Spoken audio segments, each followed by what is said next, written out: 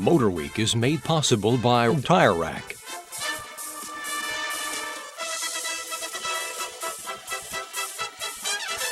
Now with our first MotorWeek road test this week. It concerns the newest station wagon to enter the market from a domestic manufacturer, and that's the Ford Granada wagon. It's mid-size with front engine, rear drive, and a wheelbase of 105.5 inches. The Ford Granada shares its chassis with the less expensive Fairmont Futura series. And as a matter of fact, the Granada wagon replaces the Fairmont wagon for 1982. Base price for the Granada starts at just under $8,000, and the car we're testing had a sticker price of closer to $10,000. How did we like it? We're about to find out. Last year, the Granada went through a major restyling, and for 1982, Ford is doing something else. They've dropped their plain Jane Fairmont station wagon and they replaced it with a much more luxurious Granada version. This is the first time the Granada has ever offered a station wagon. As you can see, it retains much of the formal styling of the sedan, complete with 4 quartz halogen headlights. This is a car that Ford has made for people who are moving down from larger wagons but still want quite a bit of luxury. And this car is luxurious. This particular model is what they call the GL. It also comes in a GL with imitation wood on the side called the Squire, and a less expensive L version. But if they all have the quality of paint that this car does, then Ford deserves a lot of congratulations. This is a metal flake or metallic finish. It's tough to see it on a day with bad weather, but it really is luxurious. We really liked it a lot. On the inside, the theme is continued. The wide dash is nicely laid out with all controls within easy reach. It's very much up to par with other cars in its class. You've probably noticed the Fairmont kinship of the instrument cluster. It gives little information beyond speed, fuel, and the time of day without the generous help of a bevy of warning lights. The heater air conditioning system performed well and should suit your needs regardless of the season. Almost everything about the interior said quality. Materials were of good grade and there were no squeaks or rattles.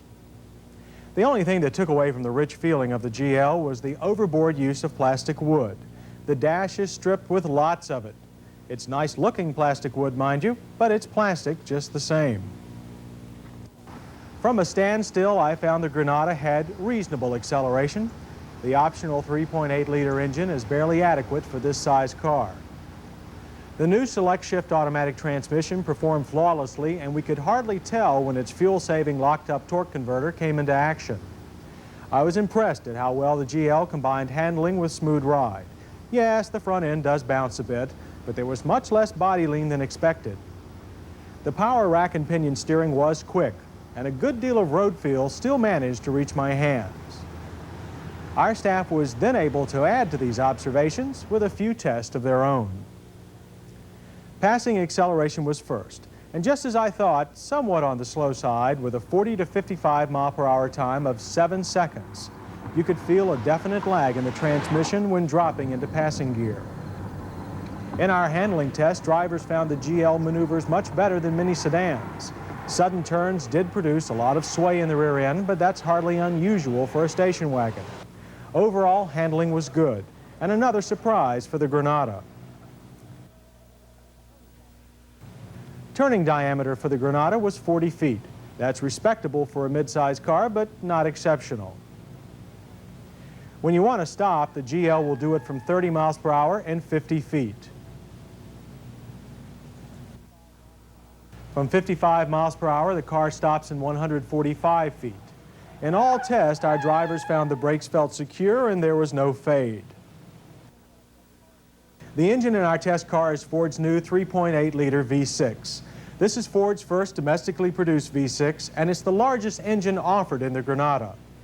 There's only one heavy-duty drive belt for all the accessories, and we would strongly suggest that you carry a spare on long trips, since it could be a hard item to find at some out-of-the-way gas station. Overall, accessibility to most items is good, except on the right side. That's where the spark plugs are buried under a sea of hoses and wires. Since this is a wagon, there's also plenty of luggage space, and the rear door has a unique optional feature. The window opens separately for easy access in tight quarters and for small packages. It's a nice touch. The Granada is a quiet car, and that's really something for a station wagon. With all that open space, they can be noisy.